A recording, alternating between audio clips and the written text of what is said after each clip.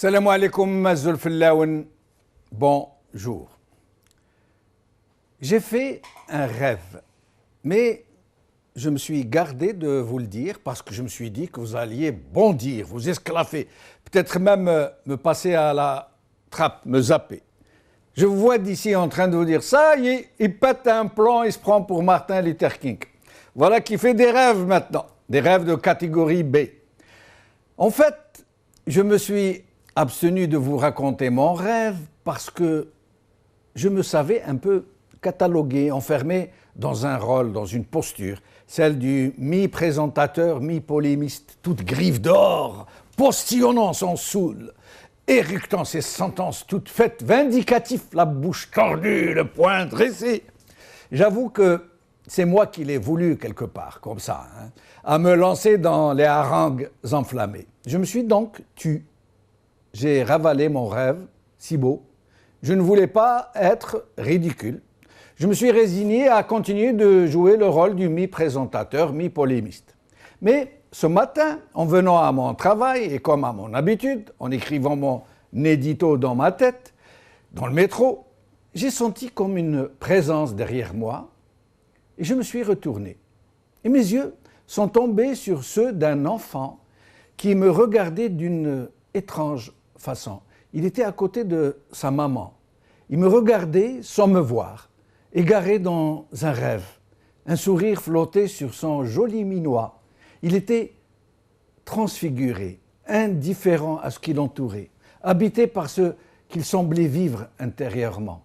Il était habité par des myriades de lucioles dorées et son regard flottait sur des vagues de lumière.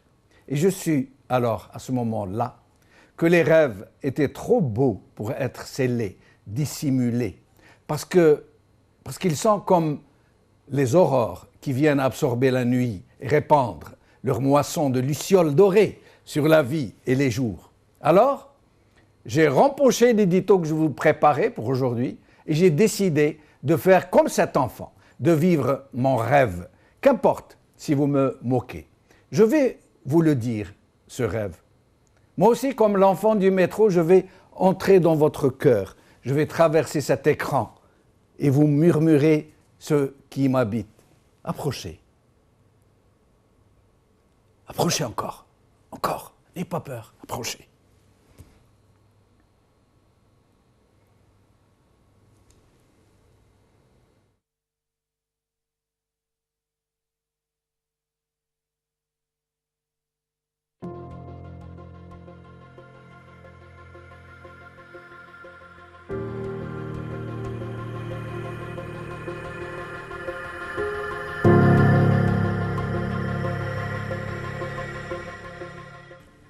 Oui, j'ai fait un rêve. Une lumière m'a visité. Elle est entrée en moi, chassant les noirceurs devant elle, comme un vent de printemps qui souffle sur les ambiguïtés hivernales. Les langueurs qui encombraient les plis de mon âme torturée se dissipèrent comme rosée au soleil. Des ouvertures se firent en moi et ma vision s'ouvrit sur un monde nouveau, bruissant de vie, où résonnaient des chants et des éclats de joie. Tout avait miraculeusement changé.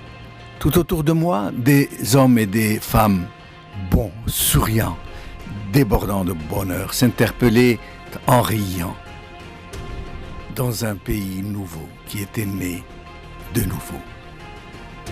Dans mon rêve, j'étais dans un village, un beau village, étincelant de propreté. Les rues étaient nettes, les trottoirs vastes, propres, bordés d'arbres touffus, égayés de massifs de fleurs. Ce village que j'habite est niché dans une toute petite enclave, un mariage harmonieux de terre, de mer et de ciel, avec un petit espace qui ouvre sur la grande bleue, de petites plages protégées du vent, des criques riantes entre ciel et vertige. Tout près de mon village, où toutes les maisons sont de plein pied, où aucun étage n'est toléré, Il y a un petit port où les tutoiements des mouettes ponctuent l'excédate du chabi, où m'endort le solitaire. Je suis donc dans mon modeste petit village où aucune maison ne ressemble à l'autre, toutes construites avec amour et originalité, par ceux-là même qui les habitent. Et quand ils ne savent pas y faire, c'est tout le monde qui s'y met pour les aider à faire leur nid, leur champ de retraite. Près du môle, un petit café sympathique peint en bleu roi, comme un coup de coude, un défi au ciel et à la mer, où tout le monde est régalé de café odoriférant et de petits gâteaux ramenés de la maison, faits avec amour, que les clients s'échangent entre rire et poésie en cavale. Au sommet de la plus haute colline, une jolie petite mosquée, modeste mais vibrante de la foi des fidèles qui s'y rendent, pour s'y abreuver d'amour et de générosité. Son imam est élu par toute la communauté, en fonction non seulement de sa seule science religieuse, mais aussi et surtout par sa grande tolérance. Nous n'avons aucune ressource naturelle sous nos pieds, hormis l'humus où nous ferons pousser ce que nous mangeons. Nous avons exigé que jamais sur nos terres ne puisse rentrer un quelconque objet de luxe, ni tous ces bidules agressifs comme les voitures, les bijoux, les machins inutiles et toutes ces choses dont se servent les hommes pour écraser leurs frères, pour faire mousser leur vanité, pour enfler leur goitre de dindon. Nos seuls moyens de locomotion sont le vélo et le tramway. Aucune pollution n'est tolérée chez nous. Et pour nos travaux agricoles, nous nous faisons aider par nos amis les animaux. Mais nous avons conclu un traité de paix avec eux. Nous les traitons avec bonté, nous les aimons. Ils nous donnent leur laine, leur lait, leurs œufs et nous aident aux travaux des champs. Et de notre côté, nous leur donnons des noms, nous les aimons et nous les considérons en amis. Nous veillons à leurs vieux jours et nous leur rendons le bien qu'ils nous font en ne leur faisant aucun mal. Après une très vive discussion, nous avons fini par accepter qu'il y ait 2 véhicules dans notre village. Un camion de pompiers et une ambulance. On ne sait jamais. Les meilleurs parmi nous, que nous honorons chaque année, après les moissons, sont ceux qui nous ont apporté le plus de savoir, de bonheur, de joie, de choses utiles. C'est pour cela que nous avons lancé un appel à ceux qui veulent vivre notre vie, aux enseignants, aux soignants, aux artistes, aux paysans, aux ouvriers, de venir peupler notre cher village. Nous leur disons que nous les aimerons, que nous les chérirons, que nous nous sustenterons de leur miel béni. Ah, j'oubliais encore, le plus important peut-être. Chez nous, le devoir le plus sacré est celui de veiller à ce que nul ne puisse être opprimé. Chez nous, le juge ne peut exercer qu'une seule année, à la suite de laquelle il est orienté vers une autre activité de son choix. Parce que la justice est un fardeau trop lourd pour être porté toute une vie. Parce que chaque jugement doit être précédé de 40 nuits de veille et de réflexion. Chez nous, ceux qui pratiquent leur religion sont respectés parce qu'ils mettent leurs croyances en accord avec leurs actes.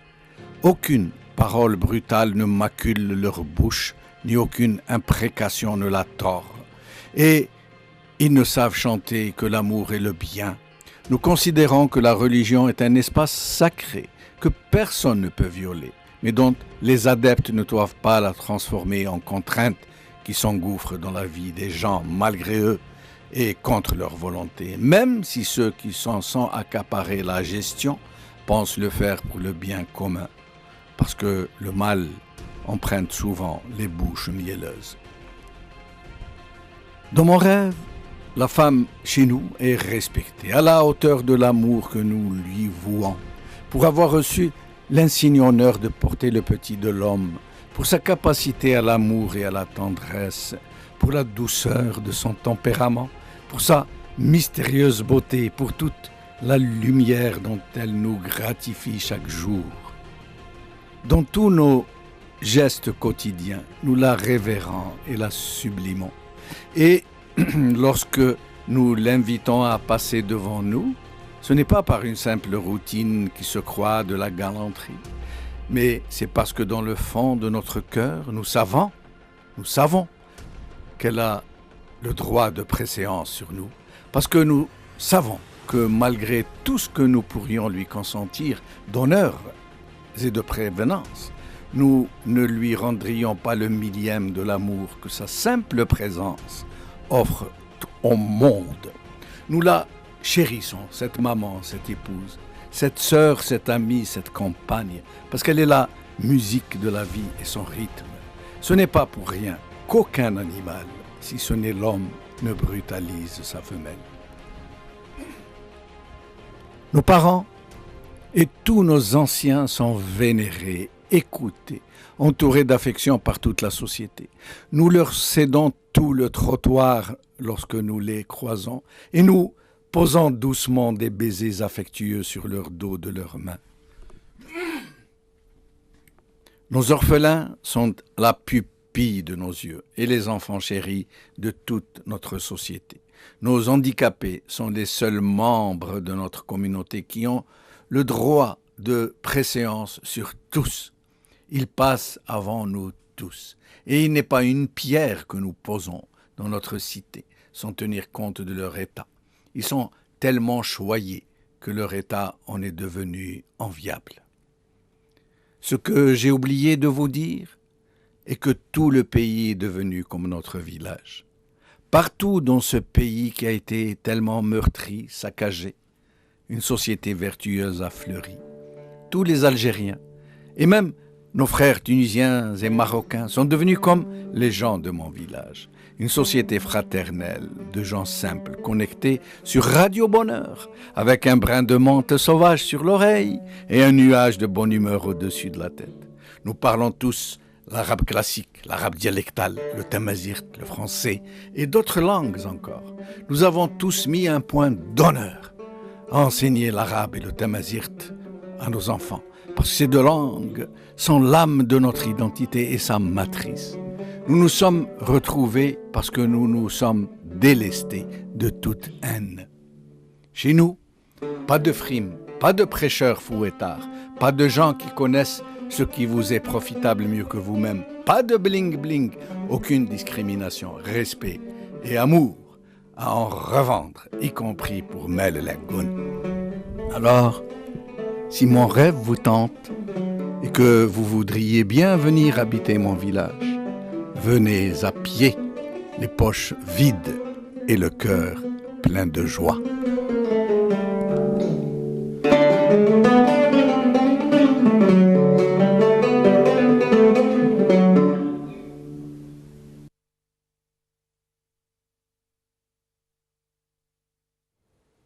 Et pas beau mon rêve?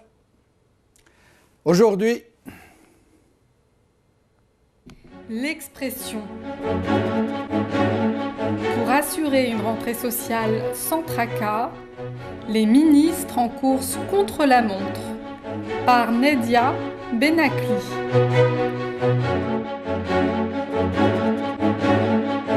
Le jeune indépendant, la CNTLD prête à s'asseoir autour d'une table avec le pouvoir, par Hussein Adrien.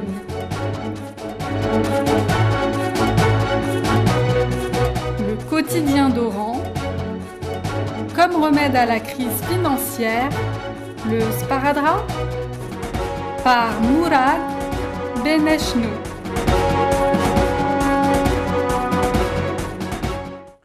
Aujourd'hui avec nous pour parler de ce qui se passe dans notre pays, pour essayer de comprendre, pour essayer de savoir ce qui va s'y passer. Rebha Attaf, grand reporter à Paris, Sofiane Gilali, président Gil Jadid, Alger, Sami Oseddiq, coordinateur général Ibtikar, Paris. Bien entendu, comme d'habitude, je donne la liste de nos invités par ordre alphabétique. Rebha Attaf, merci d'être avec nous. Merci à toi, Jamal Ad-Din. Merci. Rebha Attaf revient d'Algérie, elle a été un peu partout. Alors, Rebha, tes impressions? Mes impressions, une grande tristesse d'abord, parce que je me suis rendu compte à quel point le pays était abîmé et que les gens qui y vivent aussi. Donc triste de voir l'Algérie entrer de plein pied dans l'ultralibéralisme le plus dévastateur, comme j'ai eu l'occasion de le voir en Égypte. J'ai l'impression que l'Algérie d'aujourd'hui, c'est l'Algérie de Moubarak d'hier, avec une frénésie de construction d'une façon très anarchique, donc du bétonnage autour des villes avec des villes nouvelles, sans aucun plan conducteur, sans aucune logique, et surtout avec la fabrication d'une bombe à retardement, puisque j'ai vu notamment près de Constantine des quartiers riches se construire en face de logements sociaux. Bon, ça, je sais que c'est annonciateur de graves problèmes pour la société algérienne, parce que quand on construit des cités populaires, loin de tout, sans aucune infrastructure, sans aucun encadrement pour les jeunes, sans aucun équipement, effectivement, on fabrique de la future délinquance et on fabrique surtout des gamins qui n'ont plus aucun repère, qui sont face vraiment à des vides. Et ça, c'est ce qui m'a le plus peiné. C'est de savoir qu'encore une fois, du fait de la prédation d'une catégorie de la population qui spécule à tout va, on sacrifie encore une partie de la population algérienne et ce qui est plus grave, notre jeunesse. Mais Rabha, au-delà de ce constat de plus en plus alarmant d'ailleurs que font beaucoup de gens, de la dégradation de la cité, l'homme, en ce qui concerne l'homme, tout le monde parle de cette dévastation civique, de ce citoyen qui a perdu toute notion de vivre ensemble selon des règles établies pour pouvoir vivre ensemble, mais aussi cette inversion de l'échelle des valeurs où le Qafez aujourd'hui, c'est celui qui a le plus d'argent de quelque façon qu'il l'ait acquis, c'est le mensonge érigé en système, c'est le règne de la force brutale, du piston, de trafiquants de tout genre. Qu'est-ce que cela vous a... Comment avez-vous vu, vous qui ne viviez pas là-bas? Oui, ça c'est pas nouveau, sauf qu'avant c'était camouflé, c'est tout, c'était plus discret. La différence c'est qu'aujourd'hui c'est, comme on dit chez nous, inané, hein. Donc tout est vu, tout est visible et puis on l'affirme. Donc à la fois il y a ça, mais moi je sais pertinemment qu'il n'y a pas de mal sans bien, c'est comme la nuit et le jour, ça va ensemble. Et parallèlement à ça aussi, j'ai rencontré des gens merveilleux qui étaient prêts en Algérie à se sacrifier pour que la société devienne meilleure. Et vous avez de l'espoir, Rabha? Ben moi je suis comme toi, Jamal ad-Din, je suis une douce rêveuse. Mais je sais que les rêves peuvent prendre forme dans la réalité quand ils ne sont pas trop en décalage avec cette réalité. Rêver, c'est être idéaliste. Effectivement, l'Algérie n'aurait jamais été indépendante si hier, il n'y avait pas eu des gens pour la rêver indépendante. Nous rêvons d'une Algérie où la justice sociale règne, une Algérie qui soit propre, une Algérie égalitaire, une Algérie où tout un chacun puisse avoir les moyens de vivre dignement. Et je pense que ce rêve, nous réussirons à le réaliser, que ce soit, et même si nous le verrons peut-être pas de notre vivant, mais en tout cas, il se réalisera avec le temps, parce que je pense qu'un certain nombre de graines ont été semées dans notre pays et qu'elles finiront bien par pousser de la même façon que l'herbe finit par traverser le bitume et repousser. Merci de rester avec nous, Rabha. Sofiane Gilali, merci de nous avoir rejoints. Sofiane Gilali. Sofiane Gilali. Est-ce que Sofiane Gilali est avec nous? Nous l'avons perdu, semble-t-il. Sami Oussaddiq, est-ce que vous êtes avec nous? Sami Oussaddiq. Allô? Oui, Sofiane Gilali? Oui, je vous entends. Oui. Nous vous avons perdu et nous vous avons retrouvé. Merci. Non, je crois qu'il y avait un petit problème. Moi, je vous entendais bien. Ah ben c'est très bien. Alors, merci d'être avec nous. Je vous en prie, merci à vous, oui. Sofiane Gilali, vous avez donné un jour dans cette même émission l'exemple, cette fameuse métaphore de la grenouille qu'on met dans une casserole d'eau froide et qu'on met sur le feu, et la grenouille ne sent rien, puis l'eau commence à chauffer doucement, doucement, et la grenouille ne sent rien, puisque la chaleur monte progressivement. Et au contraire, la grenouille se sent bien dans de l'eau tiède, et puis dans de l'eau un peu chaude, elle sent encore mieux. Et puis l'eau devient bouillante, mais elle ne la sent pas, puisqu'elle est montée progressivement. Et au moment où elle sent que ça devient dangereux et qu'elle risque de mourir, elle veut sortir de cette eau, sauter et partir, mais c'est trop tard, elle est déjà cuite. Et donc, cet exemple a fait beaucoup de bruit, il y a eu beaucoup de commentaires sur cette métaphore que vous avez donnée, mais vous l'avez donnée à bon escient pour nous parler de la situation qui prévaut dans notre pays, où les gens semblent être sous l'effet d'une anesthésie. Est-ce que vous pensez toujours que notre société est encore endormie, qu'elle est encore sous le coma, qu'elle n'est pas en train de comprendre qu'elle est en train d'être plongée dans une catastrophe qui s'annonce à grands pas? Écoutez, si nous étions la grenouille, je pense qu'il ne reste pas beaucoup de temps pour pouvoir sortir de cette casserole tragique. Vous avez fait une merveilleuse entrée en matière. Vous nous avez donné quelques instants de bonheur où on a pu rêver de quelque chose de possible, mais par la faute des choses, on ne sait même plus pourquoi on n'arrive pas à la vivre. C'était un peu la cité idéale, peut-être de Saint-Augustin, qui était algérien, il faut le rappeler. Oui, en effet. D'habitude, on fait des cauchemars, et puis lorsqu'on se réveille, on dit « heureusement ». C'est ça la réalité. Malheureusement, aujourd'hui, l'Algérie, on a fait un rêve avec vous, et quand on s'est réveillé à la situation tragique dans laquelle on est.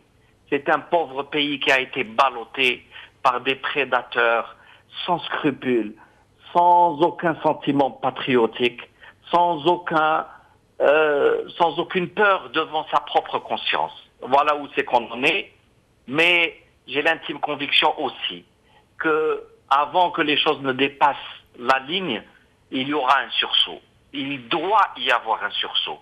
Je pense que même sur un plan métaphysique, après un si long sommeil de plus d'un siècle de colonisation, l'Algérie s'est réveillée un jour et a brisé les chaînes et elle a jeté les oripeaux. Et aujourd'hui, encore une fois, elle refroide ce saut dans l'avenir. Mais Sofiane Gilali, aujourd'hui, il ne fait aucun doute que si le régime, celui qui détient le pouvoir, la totalité du pouvoir, il faut le rappeler, et la totalité des rouages qui actionnent ce pouvoir, si ce pouvoir n'accepte pas de composer, de préparer une transition pour son propre départ, il ne fait pas de doute que nous irons droit au mur. Or, en l'occurrence, est-ce que ce pouvoir peut être disposé à négocier, puisque, comme le titre la presse, la CLTD s'apprêterait à rencontrer, à s'asseoir avec ce régime autour d'une même table? Bon, d'abord, on commence par corriger une fausse information. La dernière réunion de la CLTD, il n'a pas été une seconde question de discussion entre la CLTD et le pouvoir. Il n'y a aucun contact, en tous les cas, en tant que CLTD.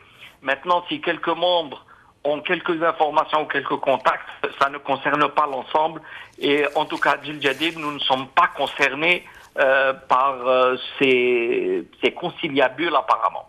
De toute façon, je crois que les jours et les semaines à venir vont démontrer ce que je dis.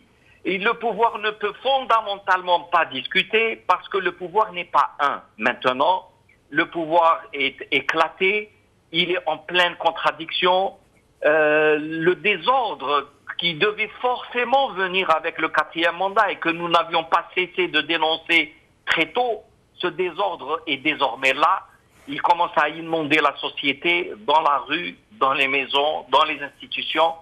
Nous avons vu que même l'armée est malheureusement maintenant atteinte de ce désordre, ce qui est un signal extrêmement grave et dangereux. Donc le pouvoir n'est plus en mesure de négocier parce qu'il ne sait même plus se définir lui-même. Le président de la République est totalement en dehors d'une capacité de gestion. Autour de lui, c'est des prédateurs qui se battent pour la succession et donc personne ne maîtrise l'appareil suffisamment pour pouvoir ouvrir un dialogue avec le peuple ou avec une opposition ou toute personne. Ce sont des gens qui ont peur pour eux-mêmes, ils ont peur pour tout le mal qu'ils ont commis depuis des années, ils ne savent pas s'il y aura des règlements de compte à la suite, ce qui fait que tout le système est tétanisé. Or, cette tétanie va entraîner de force un moment fatidique. Le moment fatidique viendra soit sous le coup du hasard ou sous l'effet d'un soulèvement.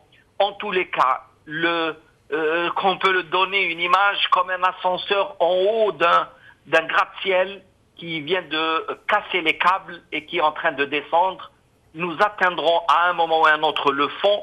Il y aura ce choc. Espérons simplement que nous tiendrons bien le coup, que si nous devons plonger à un moment, on pourra ressortir la tête hors de l'eau. Quelles que soient les difficultés que nous aurons à affronter, il faut s'y préparer et préparer l'après-affrontement. Maintenant, s'il y a un sursaut plus positif ou éventuellement quelque chose arrive et qui fait qu'on rentre dans une transition, qu'il y ait un nouvel espoir, à ce moment-là, tout repartira sans graves dégâts. Restez avec nous, Soufiane Jilali. Sami Ousseddiq, que nous avons réussi à joindre de nouveau. Merci d'être avec nous, Sami Ousseddiq. Oui, bonsoir, merci, Sid Jamel. Merci. Bonsoir à vos invités également. Merci beaucoup. Alors, Sami Ousseddiq, si je vous demandais de nous faire une sorte de diagnostic assez sommaire sur la situation actuelle et j'allais dire de noter la gravité de la situation de 1 à 10, qu'est-ce que vous me diriez? Je vous dirais 11. C'est une réponse vraiment qui me laisse... je ne peux rien commenter sur ça. 11 sur 10. Voilà. Ce que je dis, et ça fait un moment que je le dis, et je ne suis pas le seul, heureusement, c'est que c'est une crise, c'est des crises totalement inédites dans notre histoire contemporaine. Hein. Ça veut dire depuis que nous sommes... depuis 62, depuis notre indépendance, c'est la conjonction d'une multitude de crises. Crises culturelles, civilisationnelles, économiques, sociales, dont la matrice, ce que j'appelle la matrice, le système, a été le maître d'œuvre depuis 62. Je dirais que c'est comme une bombe dont on a mis la mise à feu en 62 et le compte à rebours a commencé depuis. Nous sommes dans un système, dans une matrice qui crée de l'anomie. L'anomie étant le dérèglement de tout. Et le problème, c'est que lorsqu'effectivement on essaye de parler d'une chose, on se rend compte que toutes ces crises elles sont liées entre elles. Alors que vous preniez l'économie. Alors pourquoi on parle souvent de l'économie? Parce que l'économie, c'est le révélateur. C'est par l'économie que le citoyen prend conscience des choses. Lorsque vous avez le prix des denrées qui augmente le lendemain dans votre épicerie ou dans votre supérette, vous vous dites c'est la crise. Or, cette crise, elle est multidimensionnelle, comme je vous le disais. Il faudrait des heures pour pouvoir, je dirais, voir tous ces tenants et ces aboutissants. Mais je pense, pour ma part, qu'effectivement, j'ai entendu si Sofiane en parlait, je pense qu'effectivement, aujourd'hui, on est arrivé dans un moment, dans une séquence historique éminemment importante.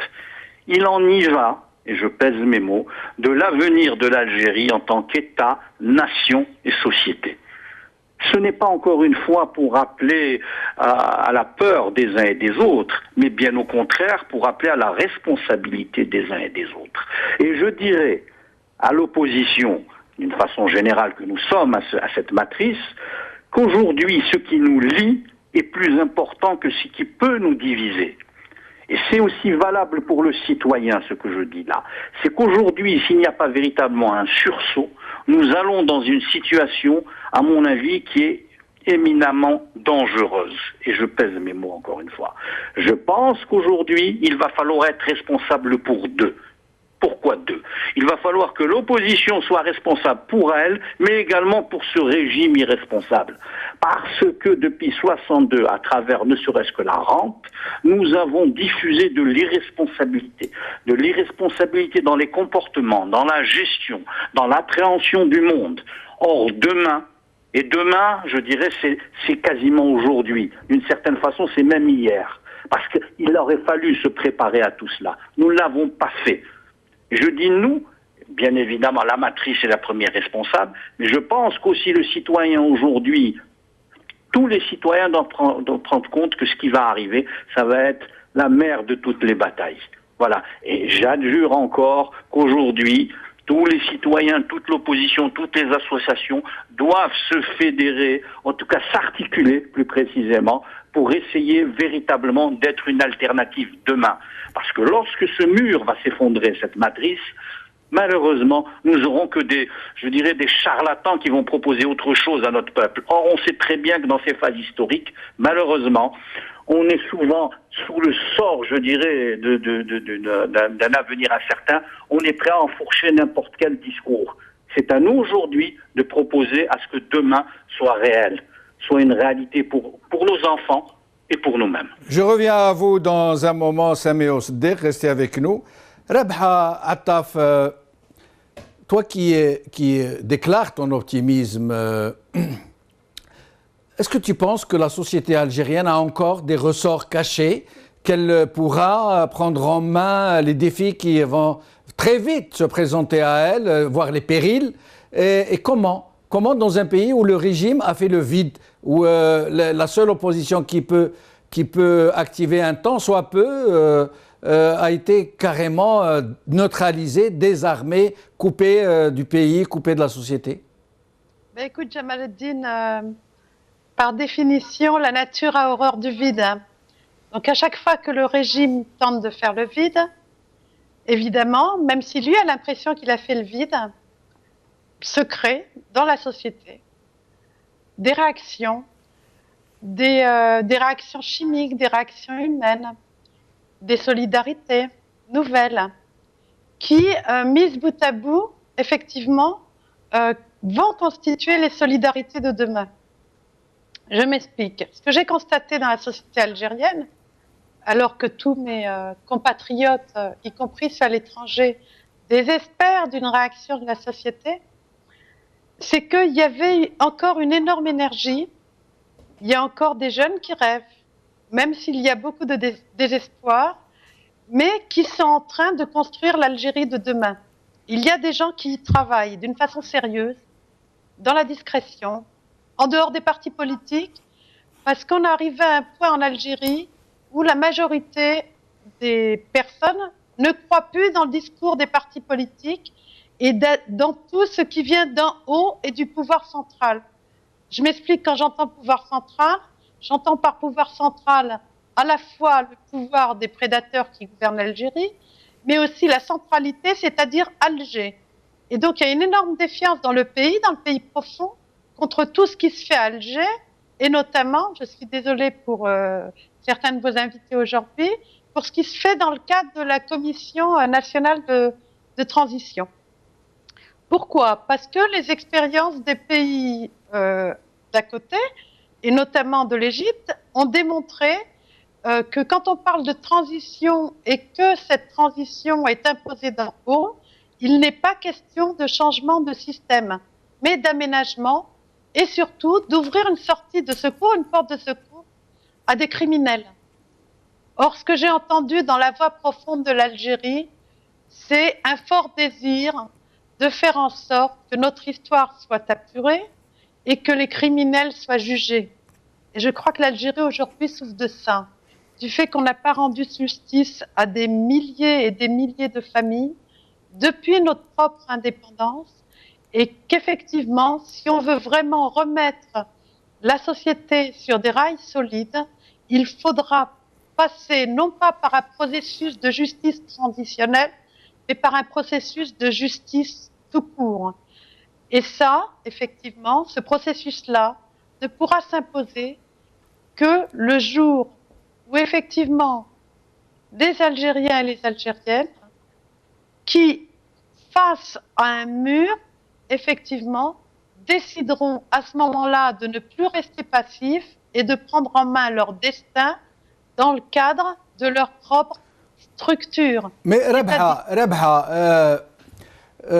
tu parles de cette jeunesse qui commence à s'impliquer dans ce qui la regarde, qui a des espoirs, des ambitions. Mais en réalité, en fait, les échos qui nous parviennent, dont tout le monde parle, c'est justement la démobilisation de cette jeunesse, dont la plupart, la majorité, ne rêvent que de s'expatrier, d'aller sur l'autre rive. Mais moi, j'ai rencontré une autre jeunesse, j'ai rencontré la jeunesse qui bouge. Et la jeunesse qui bouge, je ne l'ai pas trouvée forcément dans les grandes villes, je l'ai trouvée à l'intérieur du pays. Et Dieu sait ce que l'Algérie est vaste, puisqu'elle fait quand même 5 fois la France. Et tu as été à Gherdaya à temps après? Je suis allée effectivement à Constantine, je suis allée à Gherdaya, je suis allée dans des petits bleds. Et qu'est-ce que j'ai vu? D'abord, j'ai rencontré un mouvement dont j'ai entendu parler depuis très longtemps, même s'il est assez éclaté, c'est le mouvement des chômeurs diplômés. Il y a énormément de chômeurs diplômés en Algérie. Or, je sais par expérience que dans les mouvements de jeunesse, les chômeurs diplômés sont le fer de lance de la contestation. Et c'est pas hasard si on les a retrouvés, d'ailleurs, les chômeurs diplômés, dans toute la contestation qui a été menée haut la main sur la question du gaz de schiste dans tout le sud algérien. Donc des gens éminemment conscients de leurs problèmes, de leurs responsabilités pour l'avenir, puisqu'ils s'intéressent à des questions notamment en matière de choix énergétiques et fortement engagés sur le terrain. Quand dans des petites localités, on réussit à réunir 5000 personnes au cours de manifestations, c'est des choses que j'ai pas vues à Alger, par exemple. Hein, donc là, je suis très, je dis pas optimiste, je suis réaliste. Je sais qu'il y a des choses qui se font, qui sont en marche, y compris au sein de nos universités. Il y a énormément d'étudiants de valeur qui mènent des mouvements d'action qu'on va considérer comme corporatistes, puisqu'il s'agit de questions étudiantines, mais qui se battent. Il y a eu des grèves l'an dernier. Effectivement, il y a eu donc une effervescence de la société algérienne qui est réelle, mais en dehors des centralités, c'est-à-dire en dehors des syndicats officiels ou semi-officialisés, d'accord, en dehors des structures classiques, en dehors des partis politiques, mais ça ne veut pas dire que la société dort. Et c'est à sa rencontre que je suis allée en Algérie pendant ce premier séjour, et c'est de plus en plus à la rencontre de cette réalité-là que je vais aller, justement. Reste avec nous, Rabha, jusqu'à la fin de l'émission. Soufiane Djilali, Rabha Attaf, parlant de la CLTD, dont vous faites partie, dont votre parti fait partie, dit que c'est une dynamique qui n'est pas dans le changement véritable, dans une transition pour un vrai changement, mais dans une dynamique de transition pour un réaménagement en quelque sorte, un aménagement. Qu'est-ce que vous pourriez lui répondre? Écoutez, d'abord je la remercie pour cette forme d'optimisme qui donne de l'espoir, puisque elle-même elle constate sur le terrain que des jeunes sont là, des jeunes qui aiment, qui veulent faire quelque chose, et c'est un constat qu'on peut faire avec elle. Beaucoup dans le caritatif. Moi, cet Aïd là dernièrement, le 16 juillet. J'ai été voir des enfants malades à l'hôpital et j'ai rencontré des dizaines de jeunes qui étaient habillés, qui ont ramassé les médicaments et qui voulaient surtout offrir des jouets, des choses aux enfants. Donc il y a une réaction profonde dans la société. Simplement, est-ce que nous devons être sur une dynamique révolutionnaire ou sur une dynamique de transition? Là, il peut y avoir un débat. Mais voyons un peu la dynamique révolutionnaire. Cela s'est passé en Tunisie, en Égypte, en Libye, en Syrie, non encore abouti, au Yémen. Donc à part la Tunisie qui a eu la chance d'avoir un voisin aussi fort à ce moment-là qu'est l'Algérie, le soutien international, petit pays avec une bonne classe moyenne, déjà très instruite, tout cela a pu plus ou moins stabiliser la Tunisie. Mais moi, je peux vous dire, si on rentre dans un processus révolutionnaire en Algérie, plus personne ne contrôlera plus rien et on aura beau dire qu'on veut courir derrière les voleurs qui ont pris les milliards et qui se sont empiffrés, mais simplement ce sont des dizaines de milliers de morts qui pourront venir juste derrière, comme la Libye ou l'Égypte. Et ça, je ne le souhaite pas pour mon pays.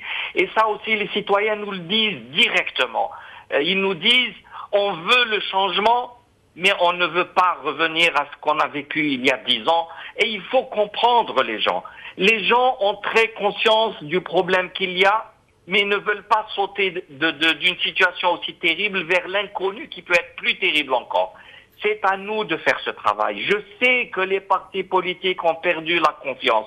Je sais que le citoyen ne croit plus en l'homme public, quel qu'il soit.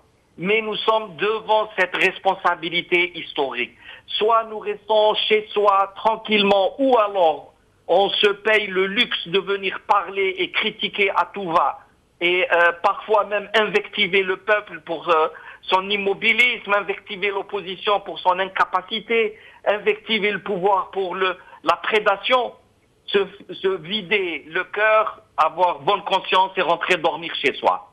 Malheureusement, l'Algérie a besoin d'autre chose beaucoup plus importante. Il s'agit de préparer des gens, il s'agit de préparer des équipes, il faut préparer une réflexion, un vrai projet de société, l'expliquer, démonter les mécanismes nihilistes qui ont détruit le pays, remettre de l'espoir, revenir vers ce discours simple, mais tellement efficace lorsqu'il donne un rêve, mais un vrai rêve possible, pas une illusion. Sofiane Djilali, oui. Tout à l'heure, vous parliez de pouvoir, vous disiez qu'aujourd'hui, le pouvoir est éclaté. Est-ce que vous pourriez nous en dire plus? Je pense que depuis septembre ou août 2013, des fractures sont apparues de façon très nette, sauf pour celui qui ne veut pas comprendre. Le retour de M. Bouteflika du Val-de-Grâce a été suivi juste après d'un certain nombre de mesures et surtout une forme de conflit qui était devenue apparente. L'installation de forces à la tête du FLN, le conflit entre le FLN et les services de sécurité du pays. Lorsque dans un pays, les hommes politiques qui sont au pouvoir s'attaquent frontalement à un organe aussi sensible, c'est qu'il y a des dépassements très graves à l'intérieur. Que se passe-t-il dans tout cela?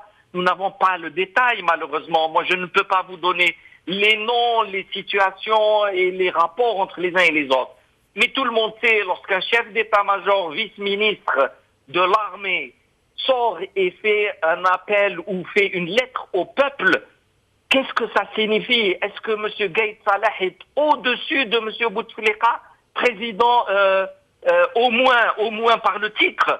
Est-ce que dans un État normal, le vice-ministre de la Défense peut s'adresser au peuple?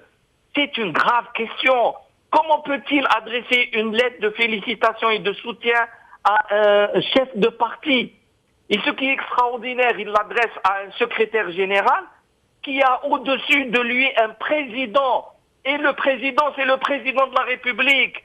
Et on envoie le message au secrétaire général. Tout cela, il y a des confusions très graves. Un directeur de cabinet qui est en même temps ministre et qui est en même temps chef du deuxième parti du pouvoir, où il part et il revient selon les coups de sifflet qu'on donne. Tout cela, c'est la désagrégation. Un ministre qui est envoyé balader 2 mois après un remaniement. Le premier remaniement se fait suivre immédiatement, quelques heures après, d'un deuxième remaniement. Puis, vous savez, on a une liste à l'infini de contradictions très graves. Il y a depuis 6 mois autour de 40 milliards de dollars qui ont fondu. Lorsque j'entends monsieur le ministre, le premier ministre, ou ses ministres parler des réserves de change, ils vous donnent les chiffres du mois d'avril. Ils n'osent pas donner les chiffres du mois de juin qui sont pourtant là. Ils parlent de 159 milliards lorsqu'ils avaient annoncé fin mai déjà 151 milliards. Et aujourd'hui, on doit être peut-être à 145 ou 144. Ils n'osent plus dire les chiffres. parce que la situation est gravissime. Dans 1 mois, dans 2 mois, les Algériens qui dormaient sur leurs 2 oreilles, ceux qui pratiquaient la prédation, ceux qui ne voyaient que leur intérêt, vont voir le cours de l'eau monter petit à petit et entraîner dans son courant des dizaines de milliers de gens. Voilà la situation dans laquelle on est. Merci Soufiane Djilali. Merci, je suis obligé de vous interrompre. Il ne nous reste plus beaucoup de temps. Il reste un invité, Sami Osaddiq. Sami Osaddiq, tout à l'heure, vous aviez dit que nous allons vers une situation éminemment périlleuse, pour reprendre vos propres termes. Est-ce que vous pourriez nous en dire plus ? Écoutez, vos autres invités l'ont détaillé, hein, mais je vais essayer pour ma part de revenir à quelque chose qui me paraît essentiel, qui a été évoqué, c'est la sécession entre la société politique et la société civile, hein, ce qu'une de vos invités a soulevé. C'est une réalité qui malheureusement date depuis quelques années. L'idée de penser qu'on va s'en sortir juste par le haut, parti politique, ou juste par le bas, par les mouvements société, me paraît une idée qui est partiellement vraie. Je pense qu'effectivement, ce sont les 2 bouts qu'il faut tenir. C'est-à-dire que les mouvements qui se développent au sein de la société, effectivement, dans le domaine caritatif, dans le domaine des arts et autres, sont effectivement très intéressants. Pourquoi ? Parce qu'ils mettent à bas l'idée que l'Algérien dépend toujours de l'État. Donc, d'une certaine façon, ces actions disent, nous prenons en compte le fait que cet État n'est pas le nôtre, hein, c'est un État qui a été privatisé d'une certaine façon, donc nous nous organisons. Mais à mon avis, ça ne suffit pas, parce qu'à ces mouvements-là, il faut une traduction politique. Si nous voulons qu'effectivement, il y ait agrégation de ces mouvements et qu'il y ait un effet de levier, et qui joue dans ce rapport de force qui est là, entre la matrice et nous, d'une certaine façon, il faut une traduction politique. Et cette médiation politique, elle est faite par ce qu'on appelle communément, universellement, les partis politiques. Donc l'utilité des partis politiques est avérée, tout autant que les mouvements, je dirais, sous la ligne de flottaison de la société. Donc ces 2 mouvements doivent aller d'une certaine façon de convergence. Alors vous me direz la question du temps. Effectivement. Je disais tout à l'heure que nous sommes à un moment très très important et il a été dit qu'effectivement il faut éviter faire se peut une crise sanglante. Sauf qu'il faudrait rajouter que ça n'est pas entre nos mains, mais entre les mains de la matrice. Hein, de ce pouvoir, de ce système. Jusqu'à aujourd'hui, c'est elle qui a la capacité d'agir sur le timing et c'est elle qui pose les questions et à quelles nous devons de répondre.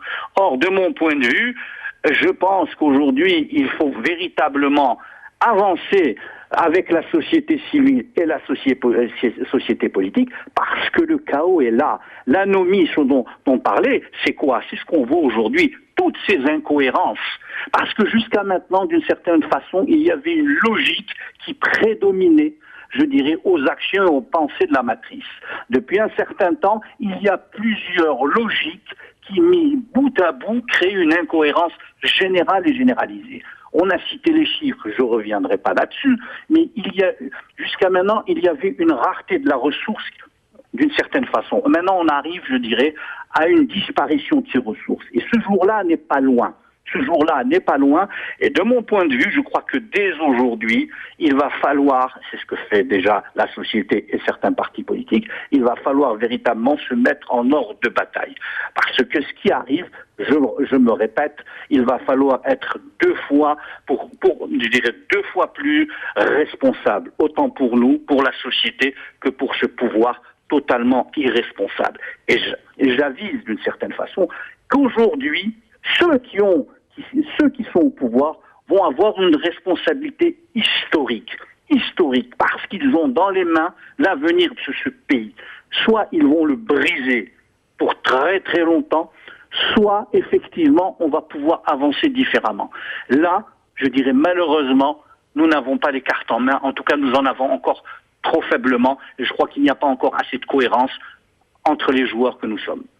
Sami Osaddiq, d'un mot, si je vous demandais si vous êtes optimiste ou pessimiste, qu'est-ce que vous me répondriez? Écoutez, je vous répondrai que je suis réaliste. Ça veut dire que malheureusement la situation est celle-ci.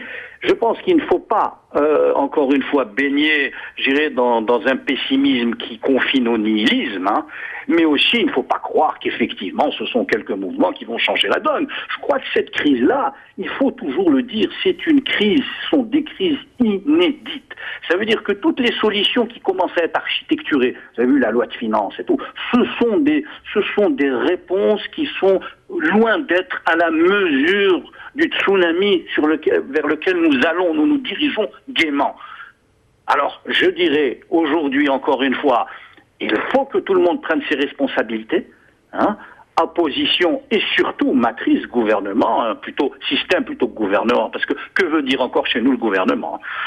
Système que nous avons en face, je crois que ce moment-là, c'est pour ça que de mon point de vue, je dirais que malheureusement, il faut s'attendre à des lendemains extrêmement difficiles. Sami Osaddiq, merci. Sofiane Gilali, merci. Rabah Attaf, merci. En espérant vous revoir plus souvent dans ces émissions. Cette émission est maintenant terminée. Merci de l'avoir suivie. Salam alaikum. Qawa ala khair. Slama.